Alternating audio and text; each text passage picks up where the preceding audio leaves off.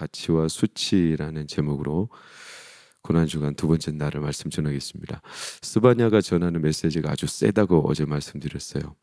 왜 사람이 쓴소리를 하냐면 진단을 정확하게 하기 위함입니다. 의사가 만약에 환자를 만났는데 어설프게 대충대충 정확하게 말해주지 않으면 처방이 정확하게 내려지지 않는 것은 똑같습니다. 때로 환자를 강력하게 치료를 해야 할 때는 의사가 아주 세게 말합니다. 여기서 더 넘어가시면 죽을 수도 있습니다. 계속 이렇게 하시면 더 이상 저 치료하지 않겠습니다. 이렇게 세게 말하는 이유는 그 사람을 죽이려고 하는 게 아니라 진단을 정확하게 해서 그 사람의 상태를 심각하게 인식시키는 겁니다. 그래야 그 사람이 치료를 처방을 받아들일 거 아니에요. 스바냐도 똑같습니다. 수면 아래 므낫세의 악한 영향력이 너무나 깊습니다.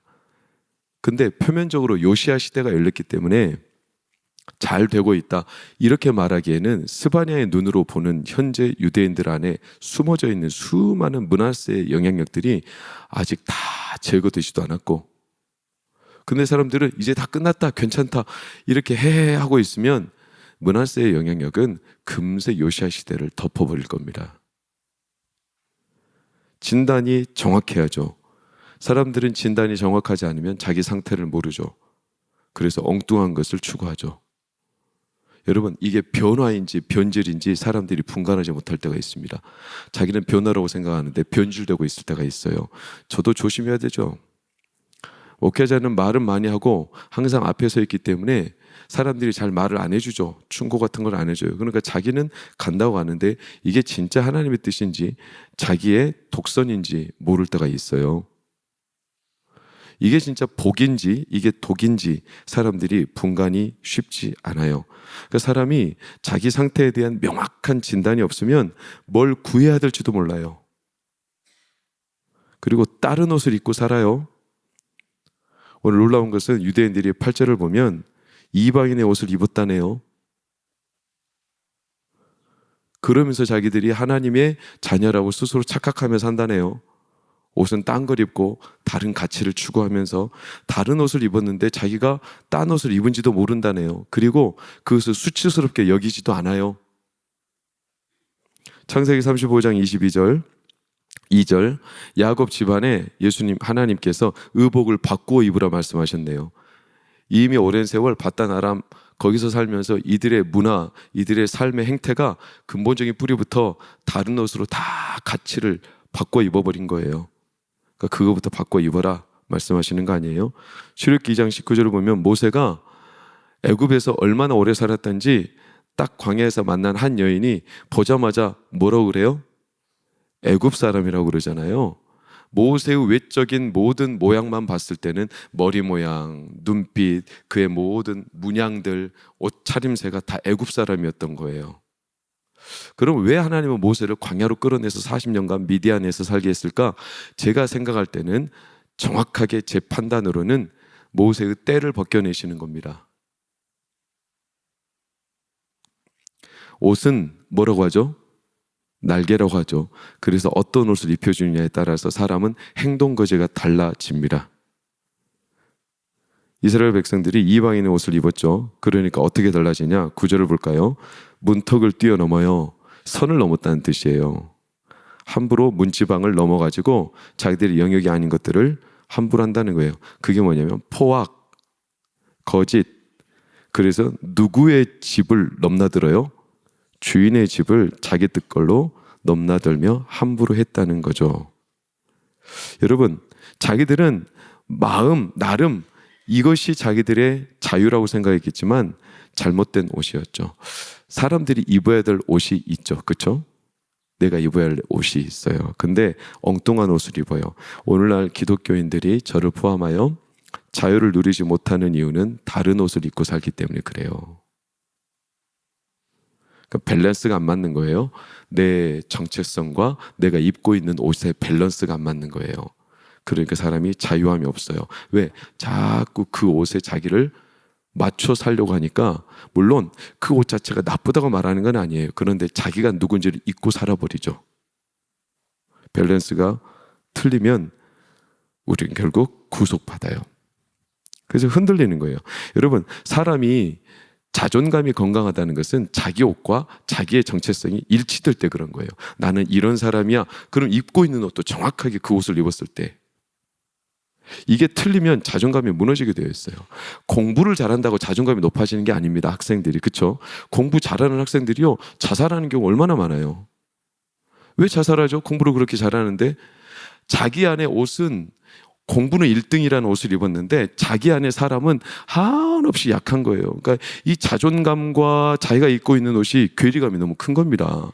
그러니까 이 옷 1등이라는 옷을 계속 입어야 되기 때문에 이 학생은 자기는 그런 존재가 아니라고 스스로 계속 자기를 스트레스 주고 압박하니까 결국은 어떻게 되냐면 자기를 옥상에서 밀어버리죠. 그럼 거꾸로 꼴등한 애들이 죽지 않아요. 우리 애들 봐봐요. 저기 나온 애들. 딱 보아하니 1등은 없는 것 같은데 뒤에서 놀아도요 평생 잘 사는 사람들 많아요. 왠지 아세요? 그 사람들은요 자존감이 명확한 겁니다. 무엇을 입혀줘도 그들은 자존감이 흔들리지 않습니다. 사람이 언제 수치심을 느끼냐면 자기가 누구인지 모를 때, 그래서 자기가 입고 있는 옷과 자기 자신에 대한 이해가 달라질 때 수치심이 틀어지게 되어 있어요. 예를 들어서 나는 왕족이야. 그러면 그 왕족은요 어떤 옷을 입어도 그 사람은 수치심을 느끼지 않아요. 자기 자체가 굉장히 존귀한 이 마음에 자존감이 있는 거죠. 근데 수치심을 아주 낮은 데서 느끼는 사람들이 있어요. 그 사람들은 자존감이 아주 낮은 사람들이에요. 여러분, 돈 때문에 수치심을 느낍니까? 돈이 없는 것 때문에? 그 사람의 자존감은 돈에 있는 겁니다. 여러분, 외적인 조건 때문에 수치심을 느낍니까? 그럼 그 사람의 자존감은 외적인 조건이 전부인 겁니다. 거기서 밸런스가 깨져 있는 거죠. 그러니까 자존감이 높은 사람은 굉장히 스크래치를 강해줘도 웬만해서는 안 흔들려요. 원형이 단단한 거죠. 근데 이스라엘 백성들은 자꾸 이제 엉뚱한 옷을 입고 자기들이 누군지를 잊어버리고 살았죠. 그러니까 스바냐가 그 옷을 벗겨내야 되는 거죠, 여러분. 너희들이 누군지를 잊어버리고 있다는 거죠. 그래서 성도가 마귀가 우리를 속여서 잘못 입게 하는 이런 세상적인 수많은 옷들을 우리는 먼저 벗겨내는 게 우선이에요. 그래서 스바냐가 지금 세게 말하는 거예요. 진단하고. 에베소서 6장을 보면 마귀의 괴계를 능히 대적하기 위하여 뭐를 취하라? 전신갑주를 취하라. 옷이죠, 옷. 그렇죠? 전신갑주.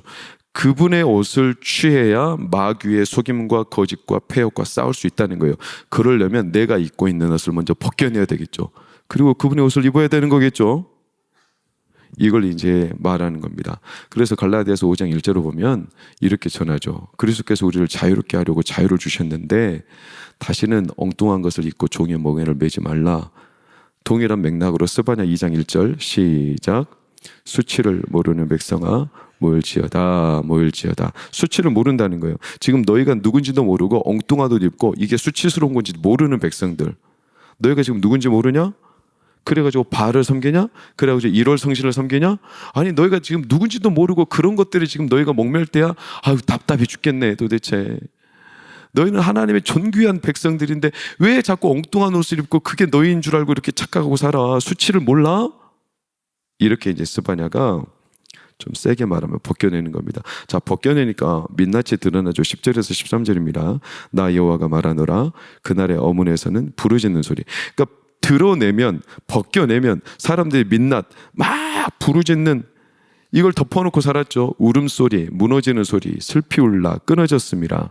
12절 찌꺼기같이 우리 안에 마음속에 온갖 찌꺼기들, 찌끄레들이 있는데 그래서 그냥 다른 옷으로 덮고서 아닌 척하고 사는 이스라엘 백성들. 13절 재물을 노력해도 그들의 집이 어떻게 돼요? 황폐, 얻는 게 하나도 없다는 거예요. 그들이 아무리 집을 지어도 그 안에 살지 못한다는 거예요. 포도주를 마시지 못한다는 거예요. 포도 농사를 잘 지었는데도 불구하고. 너희들의 민낯을 봐라. 너희들은 그것 때문에 존귀한 게 아니라 하나님이 입혀주시니까 존귀한 거다. 하나님이 딱 걷어가시니까 누리는 게 하나도 없죠. 걷어가시는 거예요. 이게 사실은 재앙이 아니라 우리가 진짜 누구지를 하나님이 드러내시려는 거예요. 라오디게아 교회 흡사해요. 계시록 3장 17절 18절을 보면 네가 말하기를 나는 부자라 부유하고 부족한 것이 없다. 그러나 너는 곤고하고 가련하고 가난하고 눈먼 것을 알지 못할 뿐이라는 거죠. 겉으로 온갖 부요한 것들로 옷을 치장하여 입지만 속 사람은 가난하고 곤고하고 가련하고 눈멀어서 전혀 너 자신을 모른 채 그렇게 스스로 속여 살고 있다. 그러니 18절에 시작. 내가 너를 권하노니 부유하게 하고 흰옷을 사서 입어 벌거벗은 수치를 보이지 않게 하고 안약을 사서 눈에 발라보게 하라. 불로 연단한 금, 그러니까 불로 연단해서 모든 잡티들을 제거해 버리고 하나님이 입혀주시는 진짜 거룩한, 하나님이 그 백성에게만 입혀줄 수 있는 옷을 입게 하신다는 겁니다. 할렐루야. 이렇게 되기를 축복합니다. 그러니까 고난은 우리를 새롭게 하시는 거죠. 고난을 흔히 불로 비유합니다. 불은 태워버립니다. 잡티를 태우죠. 내 안에 거추장스러워. 내가 그것 때문에 내가 누군지 모르고 스스로 감추고 있는 이 잘못된 것들을 불로 태우죠. 그래서 오늘 17절도 보면 불로 태우는데 그 전에 14절 16절을 볼까요? 불로 태우니까 여호와의 큰 날이 불이 임하는 날인데 15절 빨간색만 시작. 분노의 날, 환난, 고통, 황폐, 패망, 캄캄, 어두운 흑암의 날, 나팔을 불어 경고하는 날. 이게 뭐냐면 하나님이 불로 태우시는 그 날에 덮었던 것들이 싹 드러나니까 사람들이 그때 진짜 면목이 드러나요. 그게 뭐냐? 분노. 자기는 선한 사람이라고 착각하고 덮고 살았는데 그 사람의 껍질을 벗겨내니까 그 사람의 뭐가 일어나요? 분노가 일어나요. 아닌 척하고 덮어놓고 살았는데 그 안에 분노가 가득했어요. 그걸 품고서 평생을 사는 거예요. 어떤 사람은 환난이 일어나. 그 사람은 안심하고 살았어. 사실은 안심할 상황이 아닌데 스스로 눈 가리고 산 거예요. 어떤 사람은 고통, 문제를 회피만 했어요. 여러분, 통증이 올 때 사람들이 무통주사를 맞아요. 통증이 안 사라져요. 잠시 그 무통주사로 덮어버리는 것 뿐이죠. 무통주사 효과 사라지면 통증 또 와요. 그러니까 그게 드러나는 거잖아요. 황폐한 민낯인데 회칠한 무덤처럼 겉을 번지르르하게 발랐어. 이런 것들이 덮어 있어요. 패망, 자기 속사람은 완전히 말라 비틀어져 가지고 패망의 패망인데 사실은 그 사람은 번영한 삶의 여러 세상적인 것들로 덮었어요. 그래가지고 자기가 누군지를 모르고 살아. 캄캄 어두운 흑암, 다 동일한 맥락이요. 그러니까 하나님이 나팔을 불어 깨우신다는 거예요. 그게 고난의 불이에요. 17절 고난으로 우리를 내려. 18절 빨간색 시작. 질투의 불. 하나님이 고난의 불로 우리를 태우시죠. 하나님이 질투하시는 하나님이시라는 표현은 아주 우리에게 은혜가 됩니다. 왜냐하면 우리는 하나님의 백성이고 존귀한 자들인데 우리가 자꾸 하나님 수준이 아니라 마귀가 덫을 놔놓은 그 엉뚱한 진짜 허접한 조잡한 것들로 나를 채우고 가꾸려 하니까 하나님이 그것 때문에 질투하시는 거예요. 아니 도대체 너는 내가 이렇게 귀한 걸 주는데 고작 그거 가지고 지금 하나님 막 질투해가지고 참아내지 못하셔. 네가 도대체 누군데 고작 그거 가지고 지금 하나님의 이 진귀한 것들을 이렇게 천대하고 이걸 몰라? 하나님 막 질투해가지고 불로 다 태워버린다는 거예요. 이 은혜죠. 우리를 향한 하나님의 이 질투의 불이 오늘도 타오르기를 축복합니다.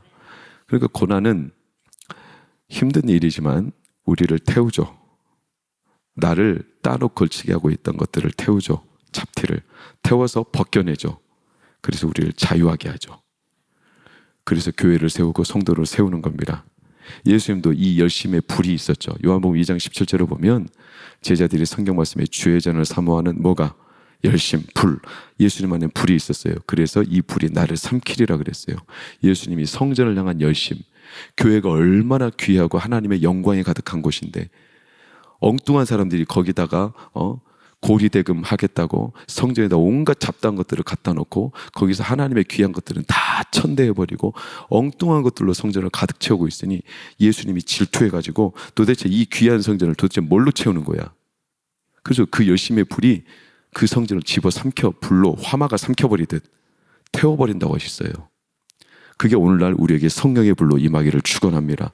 우리의 삶은 성전이죠.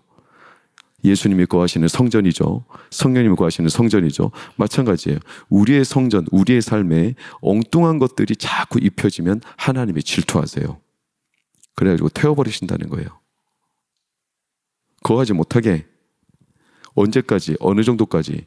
베드로전서 1장 7절을 보면 시작. 너희 믿음의 확실함은 불로 연단하여도 사라지지 않을 때까지 완전히 뜨겁게 태워서 나중에는 더 이상 불로 이제 연단하지 않아도 될 정도로 잡티들이 사라질 때까지. 이런 말씀을 드리면 가끔 무섭기는 해요. 왜냐하면 그럼 고난이 언제 끝날까 싶거든요. 근데 이 고난은 우리를 자유하게 합니다. 여러분 한 주간 예수님의 고난에 동참하며 자유하시기를 축복합니다. 자유하고 계시죠? 또 잡다한 것들을 붙들고 지금 씨름하고 있는 거 아니죠? 어제 또 카톡 때문에 분노한 거 아니죠? 어제 또 유튜브 보면서 분노한 거 아니죠? 보지 말고 하지 말라는 소리가 아니에요. 그런 것들로 휘둘릴 사람이 아니에요, 우리는. 고작 그런 것들로 우리의 마음을 채우라고 하나님이 우리의 존재를 만들지 않으셨어요. 하나님 막 질투하세요. 우리를 자유롭게 하기를 원하시죠. 그래서 마귀는 할 수만 있다면 우리의 이 자화상을 일그러놔요. 딴 옷을 걸치게.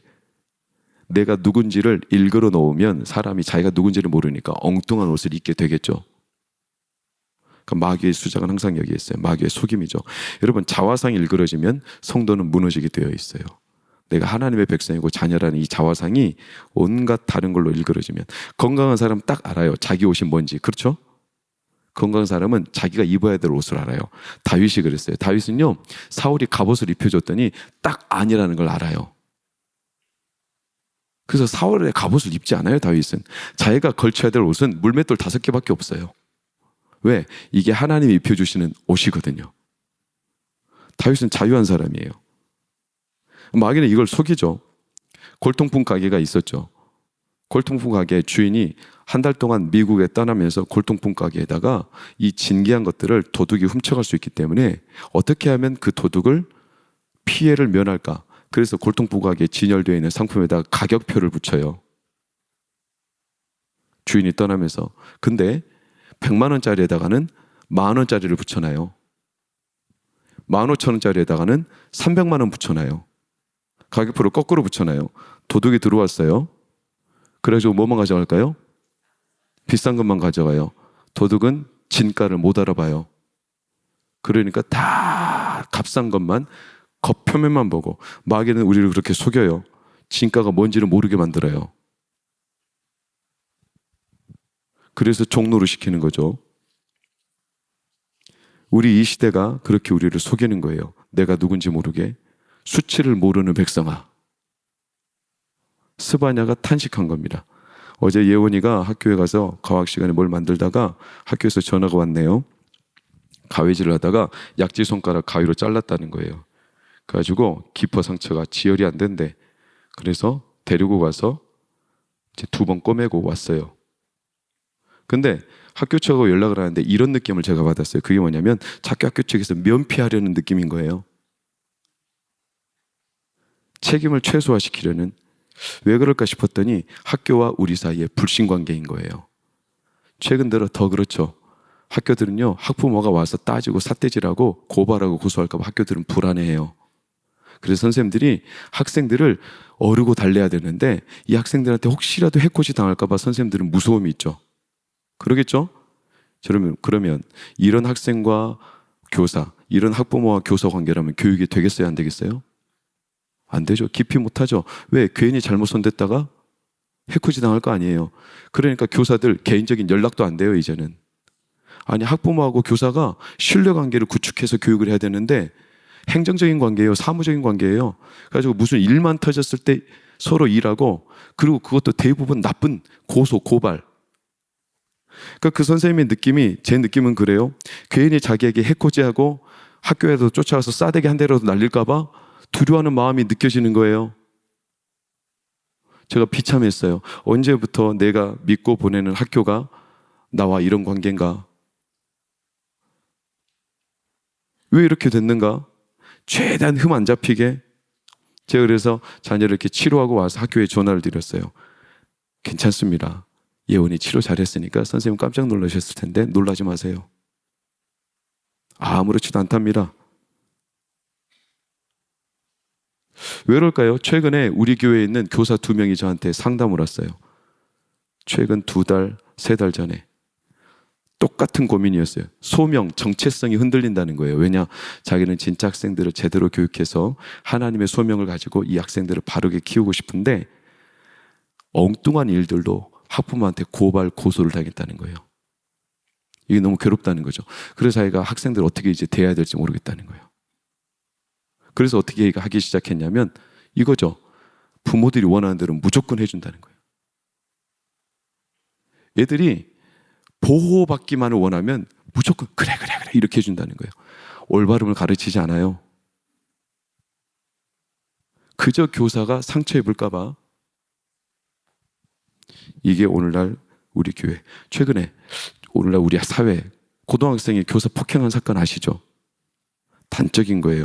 여러분, 한 가지 사건, 그것만 특정적인 사건일까요? 그렇지 않아요. 이 사회의 단면을 보여주는 거예요. 우리가 신체 검사를 할 때, 우리의 건강 검사할 때 피 검사하죠? 우리 몸의 피를 싹 다 빼가지고 검사합니까? 아니죠. 피 요만큼 뺍니다. 요만큼 빼도 거기에서 우리의 건강 상태 다 체크됩니다.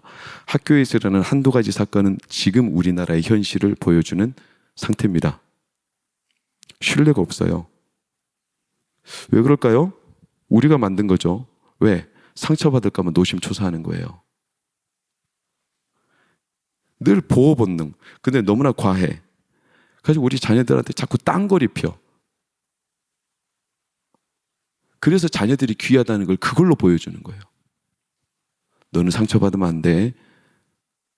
너는 보호받아야 돼. 네, 맞죠? 그러나 너무 과해. 오로지 그 자녀가 상처 안 입고 자라기만을.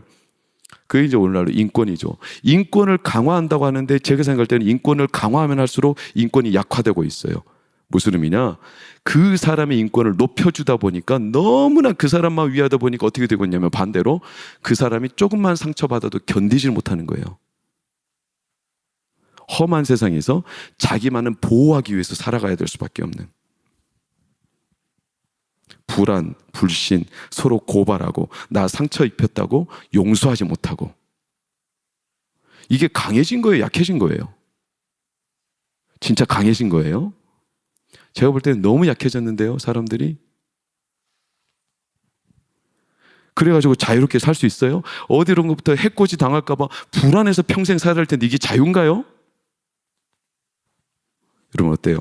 근데 참 가슴 아픈 건 교회 안에도 비슷한 것 같아요. 교회 안에서도 상처에 너무나 민감해요.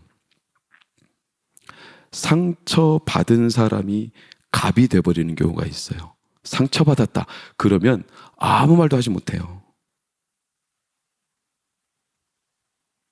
서로 말도 못하죠. 그러니까 상처받을까 봐 말을 못해요. 그럼 제대로 관계가 이루어지겠어요? 마치 학부모와 교사의 관계, 행정적인 사무적인 관계로 이제 끝나겠죠. 그래서 교회가 점점 멀어지는 거예요. 부모들이요, 자녀한테 아무 말도 못해요. 우리 애들이 교회에서 쓰레기 버리고 다니는데 괜히 그 자녀한테 뭐라고 했다가 그 부모하고 나하고 관계 틀어질까 봐 말도 못해. 혼내야죠. 똑바로 못하면 혼내야 되지 않겠어요? 그게 진짜 사랑해서니까. 그렇게 못해요, 잘. 왜? 여러분 질문 드려요. 상처받은 게 영광이에요? 상처받았지만 그걸 이겨낸 게 영광이에요? 이겨낸 게 영광이죠. 상처받은 게 영광이에요? 근데 상처받은 게 대단한 게 되어가고 있어요. 여러분, 예수님은 상처 많이 받으셨어요. 그렇죠? 십자가에 온몸이 찢겼어요. 예수님이 우리한테 내 손 봐라, 내 옆구리 봐라 그러면서 우리한테 분탕질 하던가요? 내가 너 때문에 이렇게 상처 입었어, 너 다 물어내, 이렇게 하시던가요? 예수님 그렇게 안 하시죠. 어떻게 하십니까? 이 상처 봐. 도마한테 그러시죠. 이걸 보고 나를 믿어라. 무슨 말인가요? 이 상처 나는 자랑스러워. 왜? 이 상처 때문에 내가 너를 살렸어. 상처가 그분은 자랑스럽대요. 사도 바울은 자기에게 있는 예수의 흔적이 자랑스럽대요. 여러분, 만약에 상처받아가지고 교회를 떠나, 나 이제 더 이상 교회 안 나가, 상처받았어, 이렇게 말한다면 예수님의 상처는 어떻게 말할 거예요? 그러면 상처받아서 교회를 떠난다면, 만약에 그런 성도가 있다면 여러분, 그분이 진짜 예수를 믿는 걸까요? 저는 상처를 함부로 다루자는 말이 아니에요. 우리가 너무 약해졌어요. 왜? 다른 옷을 입었어요. 너무 약하게 세상이 우리에게 다른 옷을 입혀놔. 그래가지고 내가 왜 귀한지, 내가 어떤 사람인지를 자꾸 딴 옷으로 증명하려 하죠. 마귀는 성도를 그렇게 속여요. 놀랍게도 창세기 기사에서부터 이미 우리를 속였어요. 창세기 4장 23절 볼까요? 시작. 라멕이 아내들에게 이르되 아다와 실라여 내 목소리를 들으라. 라멕의 아내들이여 내 말을 들으라. 나의 성처로 말미암아 내가 사람을 죽였다. 자기의 상처 때문에 사람을 죽이는 사건은 이미 마귀 창세 초째부터 있었어요. 이렇게 속이는 거예요. 야, 너 상처받았어? 그 사람 때문에 가만히 있을 거야? 야, 네가 그런 대접 받을 사람이야? 너 가만히 있으면 안 돼. 두 배로 갚아줘야지. 네가 그런 사람이냐? 아니, 상처를 받았으면 상처를 줘야지 또. 이렇게 우리를 속여요. 가장 가슴 아픈 건 성소수자들이죠. 성소수자들은 진짜 소수고 약자입니까? 여러분 어때요? 그분들이 진짜 약자일까요? 그분들은요, 국회의원들을 마음대로 다뤄요. 가지고 성소수자들을 위한 법안들이 지금 제주도에서 인권 헌장으로, 지금 차별금지법의 다른 모양들이 얼마나 많이 일어나는 줄 아세요? 그분들을 위해서 만든 법이 우리를 고발합니다. 누가 강자예요? 누가 약자일까요? 우리는 그분들에 대해서 한마디라도 잘못된 말을 하면 혐오 발언했다고 고발 조치 당하고 우리는 벌금 내야 됩니다. 누가 강자고 누가 약자일까요? 나는 참 이해가 잘 안 돼요. 그러면 저는 묻고 싶어요. 그분들이 진짜 교회 와서 은혜를 받고 하나님 앞에 회복되기를 축복해요. 근데 그분들 그대로 인정해 주면서 국가에서 그분들을 위해서 소수니까 보호해 준다고 쳐.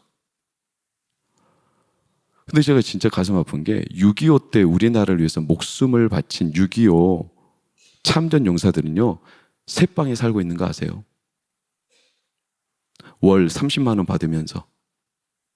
그분들은요, 민족의 영웅인데 영웅답게 취급해 주지도 않아요. 그래서 고독사하는 6.25 참전 용사들이 얼마나 많은지 몰라요. 진짜 그분들이 우리나라 의인들 아니에요?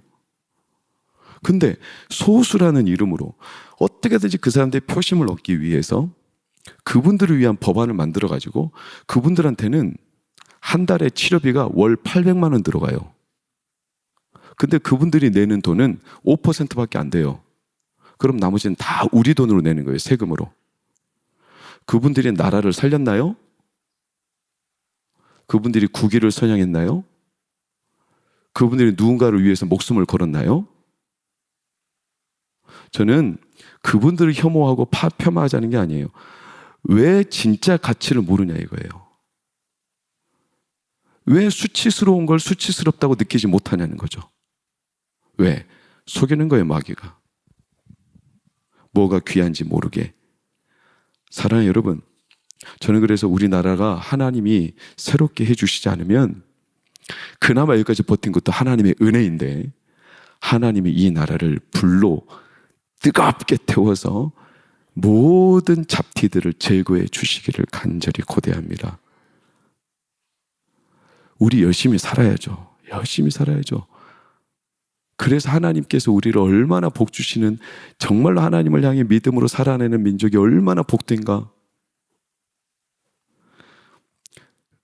갈수록 국민들이 놀 생각만 하고 있고, 주 4일째 5일째, 나는 이런 말을 들을 때마다, 아니 열심히 살 생각은 안 하고 왜 이렇게 놀 생각만 하나.